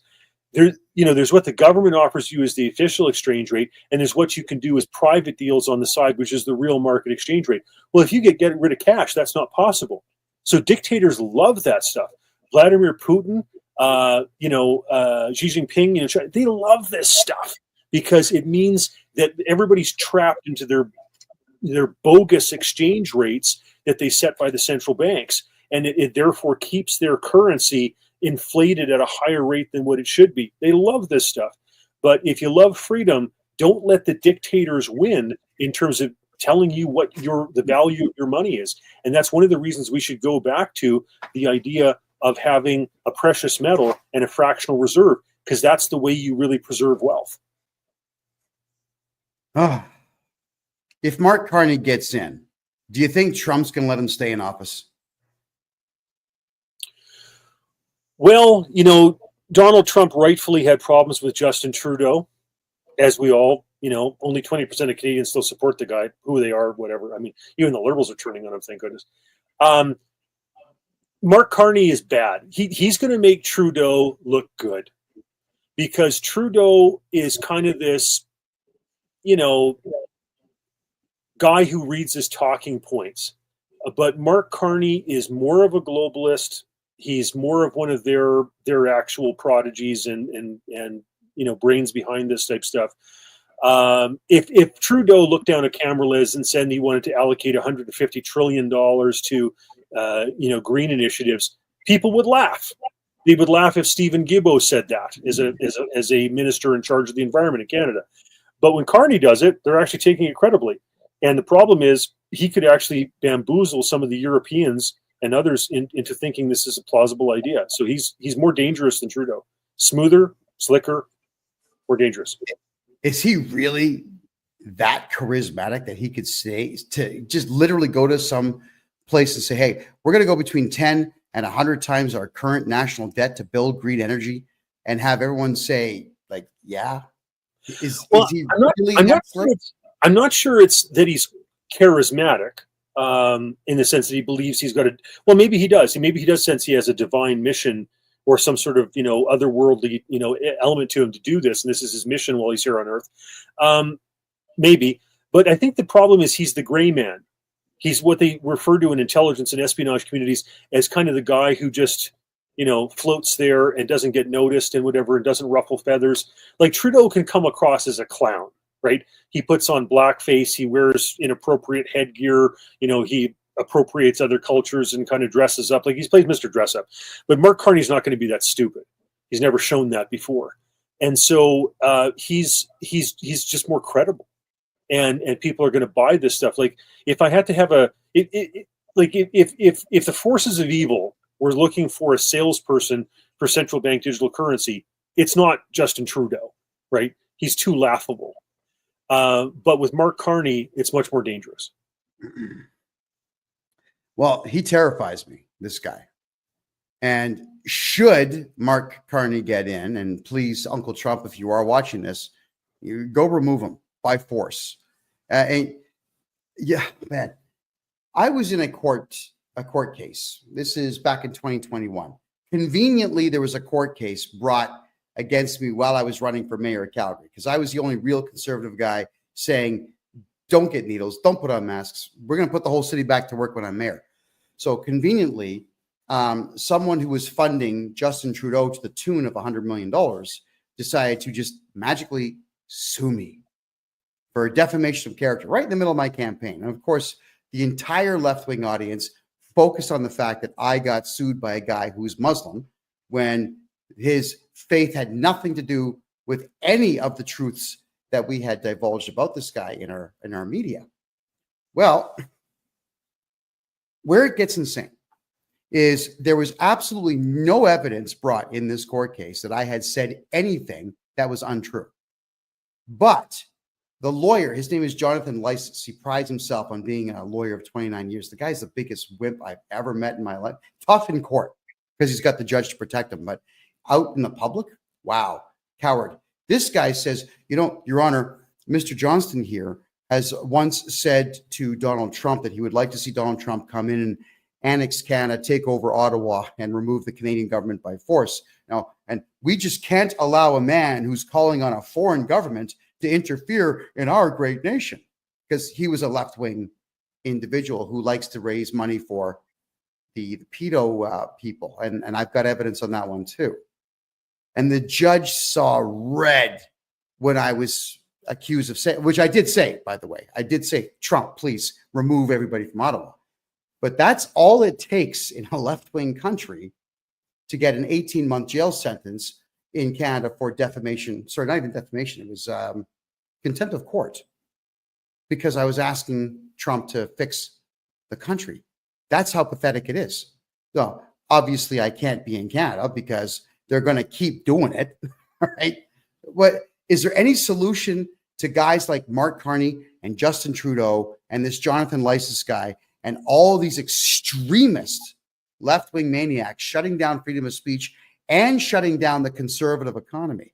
Is there any solution that we have to this at all? as a nation? Please go ahead. Well, I actually think that Justin Trudeau can legitimately be charged with treason. Like, not joking.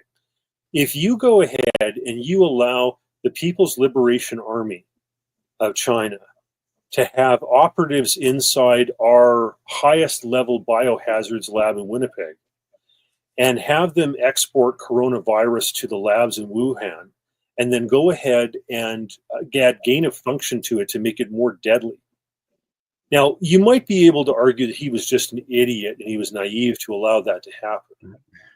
But once you've been informed by the Canadian Security Intelligence Service, et cetera, that that's what went on, right? And then after that, you go and buy jabs off of China that you know have been weaponized, and you buy enough of them, 8 doses for every man, woman, and child in Canada.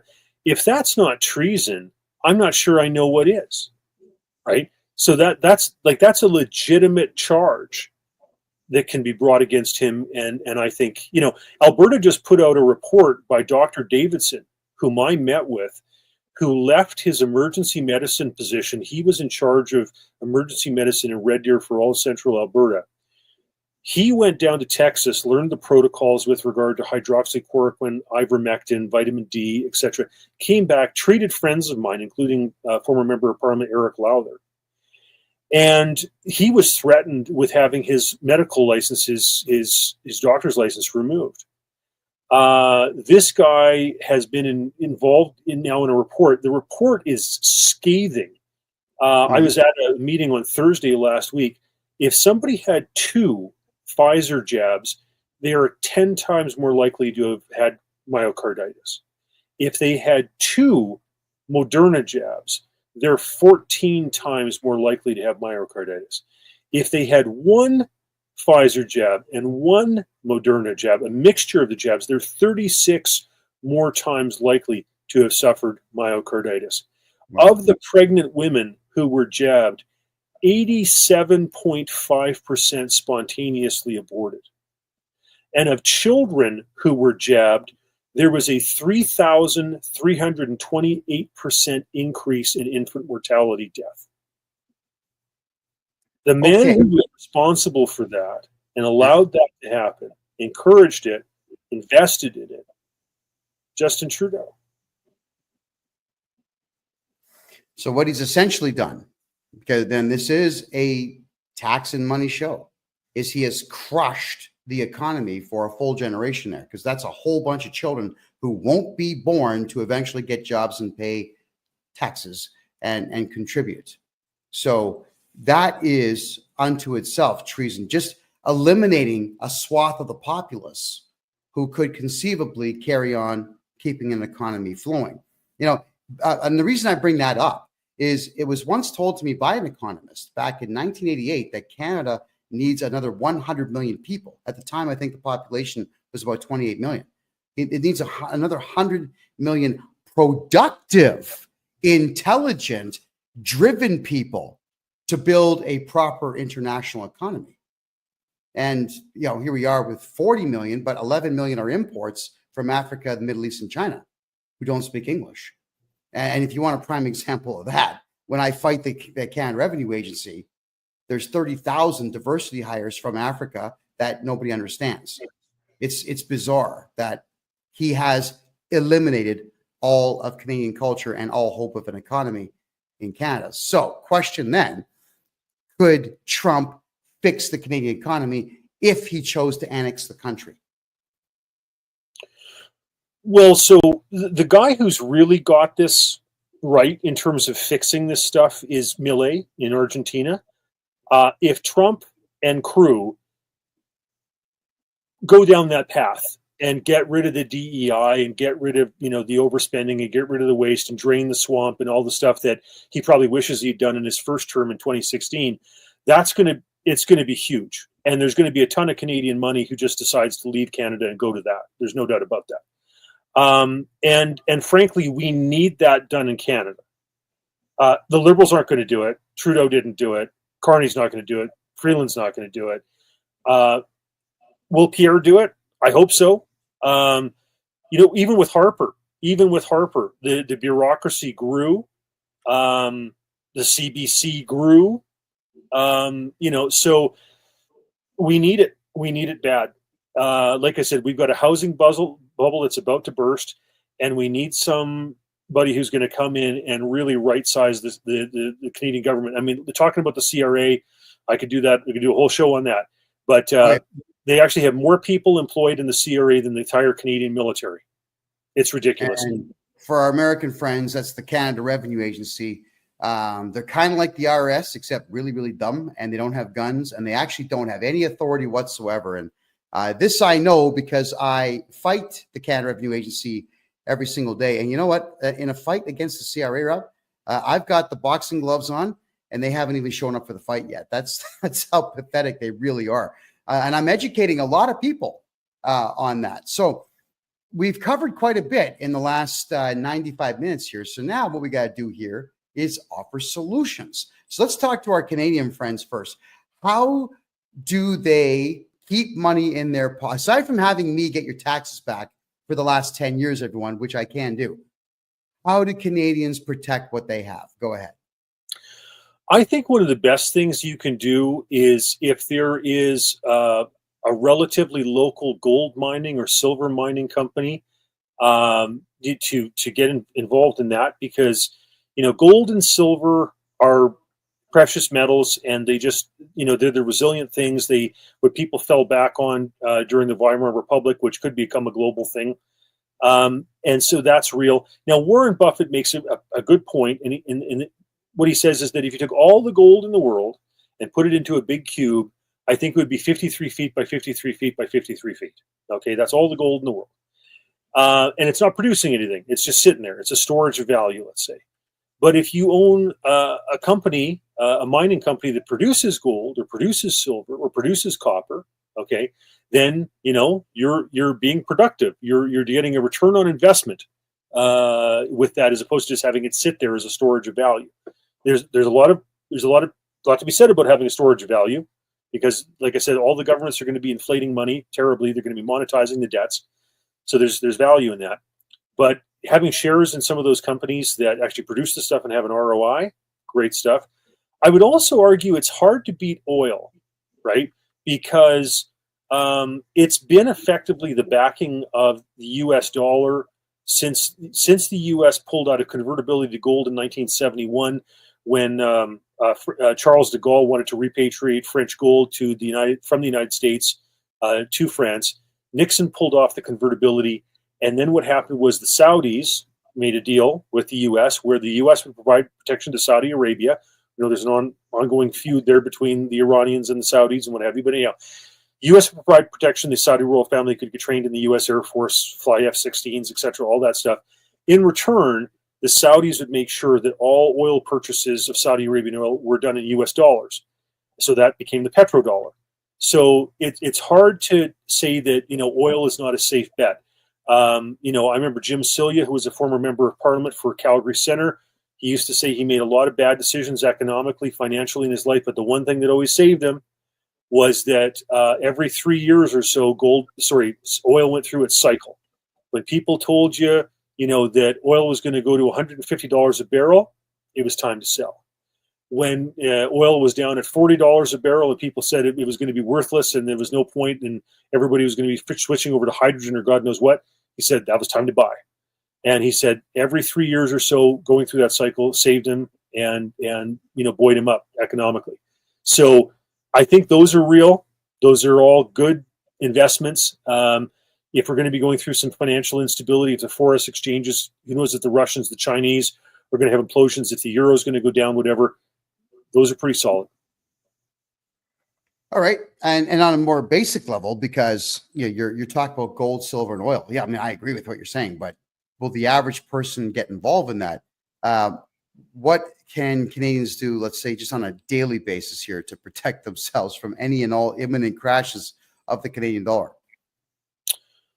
Well, continue to use cash, because I don't think you really want to find out what a cashless society is like. It's the ramifications in terms of lack of privacy and everything else are going to be drastic. Like, you have to imagine if the CRA, the Canada Revenue Agency, could just say, you know what, Kevin, I think you owe more money than what you've, filed out and self, kind of filled out your taxes for. So we're going to assess you an extra $10,000. Don't worry about it though. We'll just take it out of your e-wallet. Yeah. That's what's coming, folks. That's what Carney wants. Okay. And that's what China has. If you want to understand central bank digital currency, all you got to do is look at the digital yuan in China. That'll tell you everything you need to know. And look at what the Chinese are doing. They are investing in Vancouver real estate, getting their money out of that country as best they can. So you don't want to go there. And so, real estate, has its place. But the problem is, the government tracks all that stuff, whatever. I mean, God knows I've been through my iterations with the CRA. When I sold a property, they took 75% of the equity, and it wasn't based on reality, right? I'm taking the tax court over that stuff. They took way, way, way more money, hundreds of thousands of dollars more than they ever wrote. Yeah, well, let's talk about that one for a quick second here, because I know a lot about that. Obviously, with the tax job I do here, is the Canada Revenue Agency is just assessing everybody. And an assessment in Canada is not what you actually owe. It's a guess. I have a guy, his name is Mike Kexum. He's the regional manager for Southwest Ontario, in a recorded conversation that my lawyer says, put it out, but not yet, where he states that an assessment is just a guess.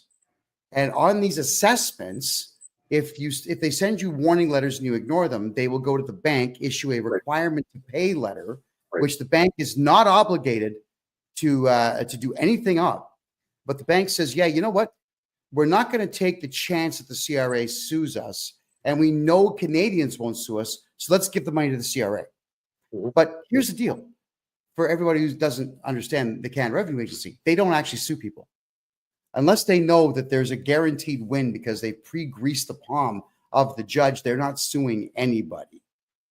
Now, we, the people, have to start criminally charging these bank managers and suing the bank managers personally and the banks to stop this practice. And what Rob, you said is correct, because when they assess my clients, I have the option to appeal, and we appeal everything for every client and push it into the future a couple of years, which gets us 2 years of time to move their homes into numbered corporations, move their money to the States or here to Panama, move their cash into crypto or gold or silver. We can clean them out on paper. So if we were to lose in court, which I don't do, there's nothing that the CRA can take. If it's a central bank digital currency, everybody, Rob's right. They're just going to take it. And Rob, I got another example to give you here. Ford is in negotiations with the Royal Canadian Mounted Police that if you are actually speeding in your new Ford, it's going to tell the RCMP you're speeding, who will issue an automatic ticket and your bank account will get debited. That's what Ford and the RCMP are negotiating right now with the federally chartered banks. And that's not even with the central bank digital currency yet. So what then? Go ahead. Yeah, no, years ago, I decided to go down the rabbit hole of central bank digital currency. And the more I learn, the more disturbed I am. It is dystopian. It is Big Brother. It is absolute control. Like the best word to describe central bank digital currency is control. They can expire your money, say it's no longer good in 3 months. They can tell you and dictate to you what it's going to be spent on, like an electric vehicle, etc. If you criticize the government, it can be put in hawk. It can be held onto. It can be expired. It can be seized. It can be fined. Like I said, you just have to look at China. They'll even take your pets in China, right? If you don't agree with the government type of thing. Like this is where this stuff is going. And so people have to understand this stuff and just, fight it. Keep your cash, invest in stuff that's real. That's why I say gold, silver, copper, oil, platinum, whatever. Like there's stuff that actually has, real tangible value. And I'll be honest, I'm very skeptical of crypto because it's electronically based. All you need is a massive power outage, an EMP, polar shift, any of those types of things. And that stuff's all, serious trouble. Yes. Oh, yeah, I understand what you're saying fully. I mean, I like crypto because everybody's beginning to trust it more than any of the world banks out there. And I certainly would rather have Bitcoin than euro dollars right now, or yuan, or ruples, or rupees, or anything else out there. That's the truth. But you're correct. Electromagnetic pulses are not as difficult to create as we originally had thought. It could happen. But I mean, that would also affect the banking system too, equally as much, I would think. So I've often said this: if you want to shut down the economy, just get a bulldozer and attach a chain to those big power towers all over Canada and all over the United States, and just drive, and they'll all come down. That'll kill power in a town for a few days. That's enough to cost billions of dollars. It could actually put people out of work. Now, when they put the towers back up, you tear them back down. That's all it would take to shut down the banking system anyway. So I just have to, I guess we'll say, politely state that Canadian money and Bitcoin are subject to the exact same thing, because I don't think that the Canadian dollar is stored in safes anywhere. I think it's just out there as digital numbers. Tell me if I'm wrong, please. Yeah, no, I mean, like I said, there's been so many mistakes made on the currency and monetary fronts over the last number of decades. The last coin that we had in Canada that was based on any real precious metal in it was the penny, right? That's gone. We got rid of silver in our coins back in the 60s. We got rid of the gold bullion reserve back in the 60s. We've all been floating on this fiat currency with nothing back in it for decades now. And that stuff always comes back to haunt you. There's always a boomerang effect on that. And you can look at the French when the monarchy returned and they started doing the fractional reserve, and the French overprinted money, etc. And they got into inflationary thing. Brooke Shields' family, if you can believe it, historically, were actually involved in the banking system in France, and then they fled to Italy and did the banking for the Vatican and stuff after the French economy collapsed, and then eventually make their way over to the United States. So that's, this fiat stuff, it only goes for so long before it collapses, folks. And the euro's in a bad spot. The Canadian dollar's in a terrible spot. The American dollar, if there's enough fluctuations on the forex exchanges, enough catastrophe striking, that you may even see the Americans have to go back to pegging back to gold. Yeah, you're right on that. Now we're down to our last 12 minutes here. So trade war, Canada, United States trade war. Let's talk about this one. Trump says he's putting tariffs on Canadian products, and now Canadian folks are taking American products off their shelves in their retail stores. American stores might be doing the same thing. Then we've got at hockey games, Canadians are booing the American anthem. The Americans are retaliating with booing. Now this trade war thing, who wins in this and who loses? I don't know who the winner is. I'm hard pressed to imagine who the winner is.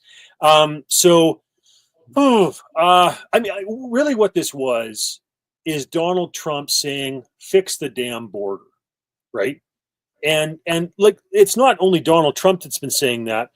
I remember when I was on a TV show, the editors that Larry Shapiro used to tape in Montreal, and we would bring in some Americans, some Canadians, etc. Howard Dean was on the show, etc., governor of Vermont. And, at the time, we had Mujahideen Khalq that was operating out of Montreal. If they had been in the United States, they would have been hiding under a rock. But in Canada, they had a public relations person, they had media contact numbers, the whole nine yards. We had Ahmed Rassam, who was plotting to blow up LAX airport, that was caught leaving Canada to Port Angeles in the United States on the ferry. Like, we've got problems in this country. We've got groups and terrorist organizations and whatnot that are operating here, plotting against the United States. The ambassador Paul Cellucci under Bush talked about Canada being an aircraft carrier off the north coast with a bunch of terrorist organizations in it. He's not wrong. So, right. There's things that need to be fixed. We've had CSIS agents for years talking about, and you were right in your introduction when you said they get ignored.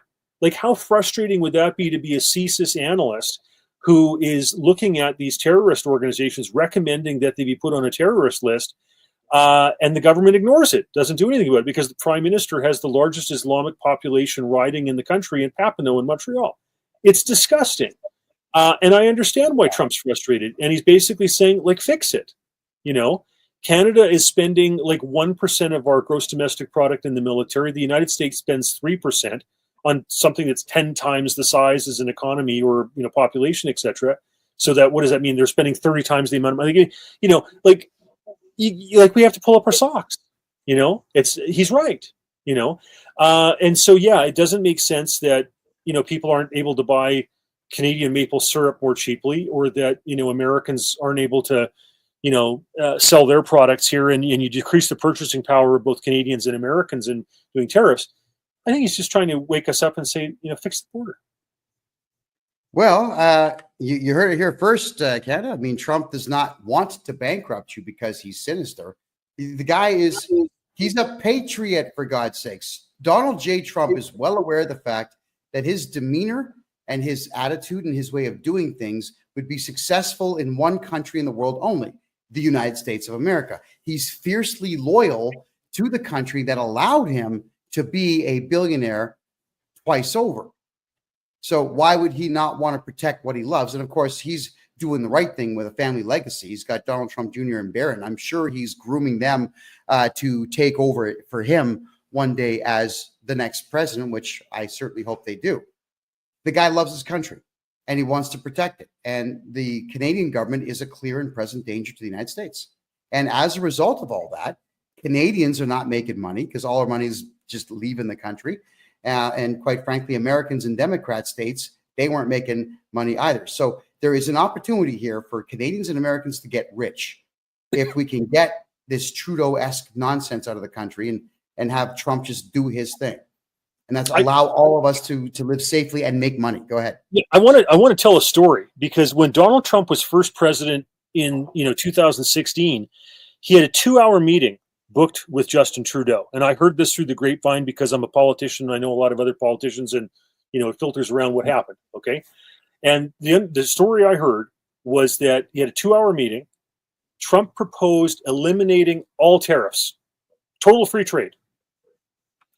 And Trudeau rejected it, put it aside, said he's not going to cut a deal if Mexico's not in, etc., blah, blah, blah, blah, blah, made some excuses. And then he took the rest of the 2 hours to berate Donald Trump about feminism, because, as you know, Justin Trudeau is a self-described labeled feminist, okay? And Donald Trump, from what I understand, was looking at his watch thinking, dear God, when is this meeting going to come to an end? This is ridiculous. He let him have a pass, though, as stupid as that was on Justin Trudeau's part, okay? But then when Justin Trudeau was on his way back to his Transport Canada jet, he began texting about how he had lectured Donald Trump for 2 hours about feminism. At that point, Donald Trump lost it and said, screw this guy.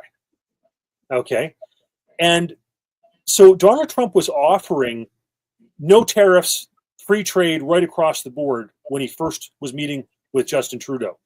Is it any surprise that when he comes back and he realizes what a puke Trudeau is, that he sticks him with that?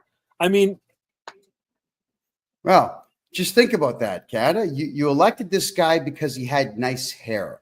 And the end result is all of you are broke. Canadians are broke. And I'm not mocking you for that, but you do have to be cognizant of your political choices out there. And electing a guy like Trudeau because he was handsomer than the political candidate on the conservative side got you this. And look what the Americans did when they decided to vote diversity and equity. They got Barack Obama. Up to that point, he was the worst president in American history until Biden took over, and then Kamala very, very, very, very temporarily. That's what you get when you don't pay attention and when you're looking at the wrong things. Yeah, I think everybody out there right now, Rob, maybe you agree, maybe you don't, but everybody out there has to start talking like Mr. Wonderful, Kevin O'Leary. I don't especially care for the guy. But when he comes out and starts talking about, I want to make money, and then he gives away for free tips on how to make money. We need 10,000 of those types of guys getting all of us to listen to them so that we can all get wealthy. Because now, Rob, just to give you an idea of what's going on in my life, in Canada, this is how bad the entire Canadian economy is and so on. I was put under a court order that there's 152 people I could not talk about and 12 subject matters I couldn't talk about. The Canadian government made it clear to me that I was only allowed to podcast for 2 hours a week, and that there was a leeway for me to go 10 minutes over my time, which meant that I was making less than $900 a month in Canada. My rent was $900 a month. So to eat, I had to cut grass and clean the house and whatnot that I was living in. That's how pathetic that is. I leave Canada. I come to an ultra-conservative country with one unified culture, and I make $500,000 in less than a year. So there's money in Panama. There's opportunity outside of communist countries, everybody. If you're looking to make money, my advice is get the hell out of Canada. Rob, your take. We're down to our last 4 minutes here. Yeah, when Obama was president, the Canadian dollar was actually trading above par. We had more purchasing power than the US dollar did. I remember at that time in Detroit, you could buy a 12,000 square foot Tudor Revival mansion built by, an automotive king, for $200,000. It's a hell of a lot. Now, okay, the Canadian dollar is at a 40% deficit to the American dollar, and it's probably going to drop further. So, it's time to change who's at the helm, and I hope that we move along the lines of what Milei is doing in Argentina, because, like I said, they can't raise the interest rates high to fight inflation because it'll bankrupt themselves. They don't even have the ability, if the economy tanks, to cut the rates very much because then people won't buy the debt instruments. So they either have to cut spending or they have to inflate the money supply. And I think a lot of politicians are lazy. Most politicians in the Western world are lazy. They're going to inflate the money supply. What they should be doing is what Milei is doing in cutting spending. That's what they should be doing. Yeah. Well, Milei cut 20,000 government jobs in the first couple of months he's in office, and look what's happened. They're actually flourishing for the first time in a while. And I'm getting some questions in all the chat rooms here about what were you not allowed to talk about in Canada. We're down to 2 minutes. I really can't get into that. It's a long list of things I can't talk about in Canada. There's no bans on freedom of speech here in Panama, let me tell you. You can say what you want here, and I intend to. My mouth's going to get a whole lot bigger than it already is. Rob, tell people who you are and how they can find you. Well, Rob Anders, former member of Parliament. My email address, robforblue@gmail.com, ROB, numeral 4, blue, BLUE, ampersand, gmail.com. As a result of some of the shows I've done in the past, people ask me to add them onto my list that I send out emails about central bank digital currency. I'd be honored to do that. So, yeah, keep cash, folks. Yes. Rob, listen, it's always a pleasure to have you here. I know you're a banking expert. You've been a politician for over 20 years in Canada. You're one of the rare politicians out there that the Royal Canadian Mounted Police has raided your house because you're just too damn clever. And you've told too many, truths. But thanks for fighting for Canadians. Thanks for fighting for freedom in general. And thanks for being here tonight. Greatly appreciated. Much appreciated. It's an honor to be with you, sir. Thank you. Take care of yourself. Good night. Wow, that's Rob Anders, everybody. Check him out right there. Always a pleasure to have him on the show. I'm grateful beyond reproach that he's able to give us some time to talk tonight about these very pressing issues. Now, I know it sounded more like a bit of a political show tonight, everybody, but I want y'all just to be aware of the dangers of bad leadership, but also to pay attention to what really is going on, because I do want Canadians to be wealthy, whether you think so or not.